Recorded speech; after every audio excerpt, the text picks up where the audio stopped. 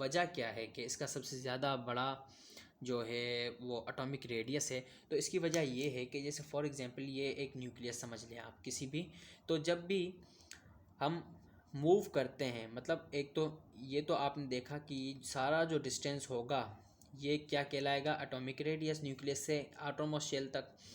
लेकिन होता क्या है कि जी ये जो इनका न्यूक्लियस होता है ग्रुप 1 और सेकेंड ए का, ये इस जो लास्ट इलेक्ट्रॉन होता है इसे सही तरह से इफ़ेक्टिव न्यूक्लियर चार्ज नहीं मिलता। अब ये क्यों, मतलब देखें भाई, अगर से फॉर एग्जांपल ये जो न्यूक्लियस होगा ये इसको पकड़ेगा कस के, तो ये कॉन्ट्रैक्ट होगा, मतलब इनका जो डिस्टेंस है वो कम होगा, ठीक है। लेकिन होता ऐसे नहीं है, होता इसके दरमियान एक और फैक्टर आ जाता है जिसे हम शील्डिंग इफेक्ट,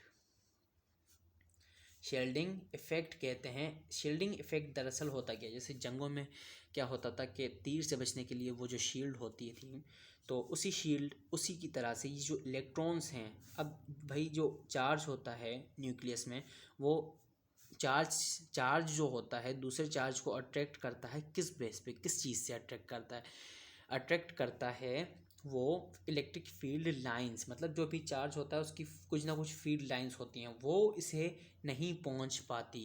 मतलब जो न्यूक्लियस की फोर्स है, इलेक्ट्रोस्टैटिक फोर्स जो है, वो इसे खींच नहीं पाती। क्यों? क्योंकि ये जो इलेक्ट्रॉन्स हैं ये बीच में इसे शील्ड करते हैं इलेक्ट्रोस्टैटिक फोर्स लाइंस को।